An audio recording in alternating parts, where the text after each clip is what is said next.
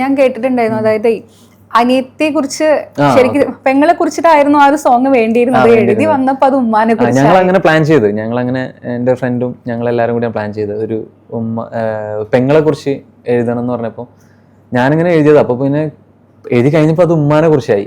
അപ്പോൾ പിന്നെ ഞങ്ങൾ അങ്ങനെ തന്നെ പ്ലാൻ ആക്കി. ഞാൻ പറഞ്ഞു അങ്ങനെയാണ് കാര്യങ്ങൾ, അത് ഉമ്മാക്ക് കുറച്ച് ഇമ്പോർട്ടൻസ് വന്നുപോയി. അപ്പോൾ പ്രശ്നമില്ല, നമുക്ക് ഇങ്ങനെ തന്നെ ചെയ്യാന്ന് പറഞ്ഞു. അങ്ങനെയാണ് ഞങ്ങളത്.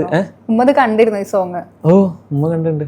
ഞാൻ എഴുതി കഴിഞ്ഞപ്പോൾ തന്നെ പാട്ട് റിലീസൊക്കെ ആവണതിന് മുമ്പ് ഞാൻ ഉമ്മനോട് പറഞ്ഞിട്ടുണ്ട്, ഞാൻ അങ്ങനെ പാട്ട് എഴുതിന് ഉമ്മ എന്നൊക്കെ പറഞ്ഞിട്ട് ഉമ്മ കേൾപ്പിച്ചു കൊടുത്ത്.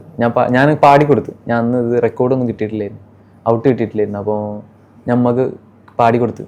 അപ്പോൾ പറഞ്ഞു രസമുണ്ടാ, നല്ല രസമുണ്ടെന്ന് പറഞ്ഞു.